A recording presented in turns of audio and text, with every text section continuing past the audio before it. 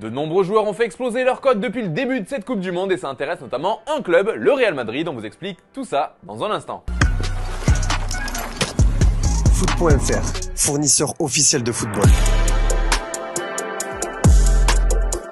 Bonjour à toutes et à tous et bienvenue dans ce nouveau JT Foot Mercato. Le Real Madrid est coutumier du fait acheter les nouvelles stars de la Coupe du Monde. On se souvient particulièrement du cas James Rodriguez qui avait été la révélation du Mondial 2014 et la Casablanca avait lâché un chèque de 60 millions d'euros pour l'arracher à l'AS Monaco. Et bien si on en croit la presse espagnole, le Real pourrait nous rejouer le même coup. Bon déjà ça fait des mois que les merengues sont très chauds sur Jude Bellingham, une opération qui sera certainement très coûteuse, au minimum une centaine de millions d'euros, puis il faudra déjà battre la concurrence avec par exemple Liverpool qui fait comme le Real partie des favoris. Mais selon Marca, la Maison Blanche a toujours un tour dans son sac et il y a un plan B en cas d'échec sur Bellingham. Il s'agit du jeune argentin Enzo Fernandez, auteur du but sublime du 2-0 contre le Mexique. Il était déjà suivi par le Real Madrid avant la compétition et l'intérêt est toujours aussi fort après les belles performances du joueur. Autre jeune virtuose qui pourrait faire office de plan B en cas d'échec sur Bellingham, c'est Jamal Musiala. La pépite du Bayern aurait impressionné Florentino Pérez en personne d'après Defensa Central et un président séduit, ça peut tout changer, notamment au Real. Il aurait d'ailleurs été fortement recommandé par un certain Antonio Rüdiger. Il serait donc une alternative très sérieuse au milieu anglais, même si pour Musiala aussi ce sera très compliqué vu que le Bayern mise sur lui pour son avenir. Pour finir au milieu, c'est le Ghanéen Mohamed Kudus. Le joueur de l'Ajax s'est lui aussi illustré au mondial et le Real l'apprécie beaucoup, à tel point qu'une offre pourrait être faite au mercato hivernal qui arrivera juste après la Coupe du Monde. Autre poste, Richarlison a lui aussi marqué les esprits avec son doublé lors du premier match du Brésil et selon AS et Sport, le Real Madrid est très intéressé par son profil. Sauf que depuis son retour né devant le monde entier, son prix a explosé. Acheté pour environ 60 millions d'euros par Tottenham à Everton cet été, il en vaudrait aujourd'hui au moins 100 millions.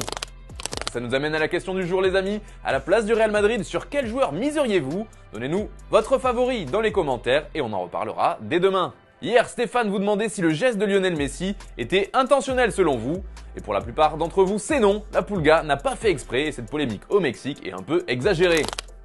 Dans le reste de l'actu maintenant, le Qatar se défend sur les chiffres des morts des travailleurs lors de la construction des stades. Et vous allez le voir, il y a une légère différence avec ceux qui avaient été évoqués par The Guardian il y a quelques semaines. Près de 1500 travailleurs migrants seraient décédés sur les chantiers des stades du mondial, selon le journal anglais. Au-delà des légers couacs depuis le début de la compétition qui ont parfois fait parler, c'est peut-être ce point qui cristallise le plus les tensions entre le Qatar et certains pays occidentaux. Et bien justement, c'est sur ce dossier que le pays organisateur du mondial s'est défendu par le biais d'Hassan Al-Tawadi, le secrétaire général du comité suprême du Qatar.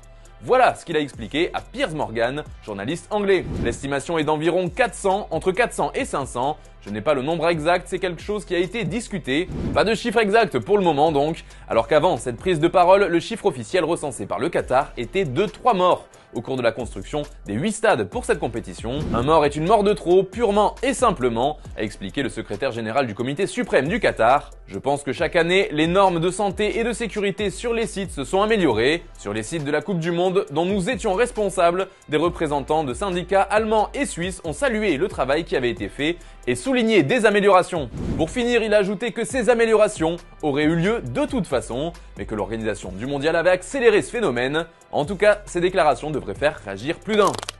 Allez les amis, comme d'habitude, on se quitte avec l'image du jour, la rencontre entre Rodrigo et Ronaldo, légende du Brésil. Un entretien dans lequel R9 a bien sûr apporté tout son soutien à la Seleção et un petit geste de Rodrigo comme pour prendre un peu du talent de la star à la retraite. Bonne soirée les amis et à demain. O Brasil inteiro tá torcendo por vocês. Obrigado. Valeu. Pegar um pouquinho aqui.